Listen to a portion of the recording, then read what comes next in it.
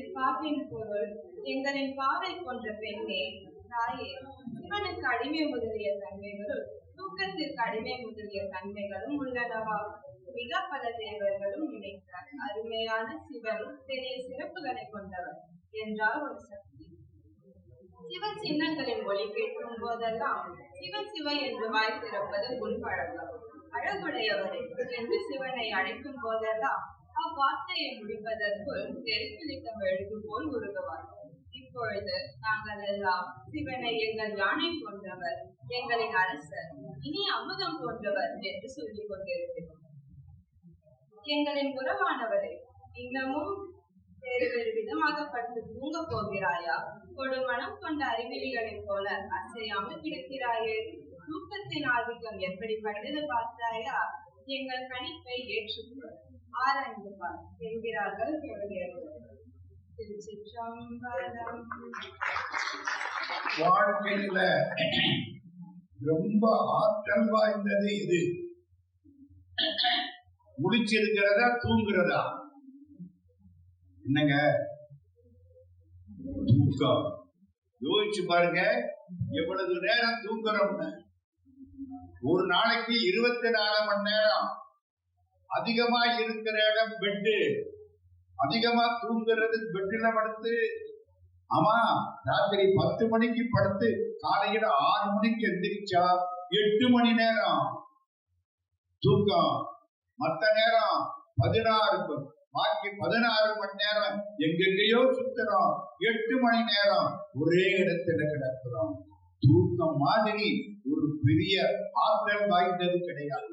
இந்த பொண்ணு சின்ன பொண்ணு, வயசு குறைஞ்சுக்கிட்டே போகுது.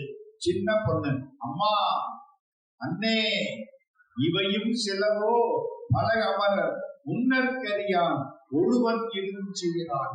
நீ எங்கேயாவது ஒரு சின்னம் கேட்டால் சிவா சிவா சிவான்னு சொல்லுவியே. இப்போ அதெல்லாம் மறந்து போச்சாம். சின்னங்கள் கேட்ப சிவன் என்றே வாய் திறப்பாய். ஒண்ணு முக்கியம், அதை மட்டும் சொல்றேன். தென்னா என்ன முன்னம் தீசே வழிபடுவாய். அது என்ன தென்னா? தென்னான்னா தென்னாட்டுக்கு உரியவன் அப்படின்னு இல்லை. அந்த பொண்ணு ஒரு கூட்டத்துக்கு போச்சான். அந்த கூட்டத்துல ஐயா மாதிரி ஒரு ஆளு தென்னாடுடைய சிவனே போற்றி அப்படின்னாராம். அவரு முழுக்க முடிக்கிற வரைக்கும் கூட இந்த பொண்ணுக்கு பொறுக்கலையாம். தென்னான்னு உடனே இது கண்ணீர் கொட்டிச்சான். தென்னாடுடைய சிவனே போற்றின்னு அவர் சொல்ல வராரு. இந்த பொண்ணுக்கு தென்னான்னு கேட்ட உடனே கண்ணீர் கொட்டிச்சான். தென்னா என்ன முன்னம் தீசே வெடுகப்பாய். நெருப்புக்கு பக்கத்துல வெடுக வச்சா எப்படி உருகுமோ, வார்த்தையை முடிக்கல, இப்பவே கேட்ட மாத்திரத்துல உனக்கு கண்ணீர் வந்து விட்டது. தீசே வெடுகப்பாய் என்னானை என் அறையன் இன்னமுதென்றோமும் சொன்னோம் கேள் வெவ்வேறாய் இன்னும் தூங்குதியா அப்படின்னா, ஆகா இந்த தூக்க மாதிரி ஒரு அற்புதமானது ஒன்றும் கிடையாது. கும்பகர்ணன் தூக்கத்தை ஆண்டாண்டாச்சியார் சொல்லுவா. கும்பகர்ணனுக்கும் இந்த பொண்ணுக்கு சண்டை வந்துருச்சான். இதுல தூங்குறதுல இந்த பொண்ணு ஜெயிச்சிருச்சான். கும்பகர்ணன் பார்த்தா, ஜெயிச்சா தோத்தவங்க என்னத்தையாவது கூட்டுட்டு தானே போகணும். தூக்கத்தை கொடுத்துட்டு ஓடி போயிட்டான். தோற்றும் உனக்கே பெருந்துயில் தான் தந்தானோ கூட்டத்தின் வாய் வீழ்ந்த கும்பகர்ணனும். கும்பகர்ணன் பார்த்துட்டீங்களா?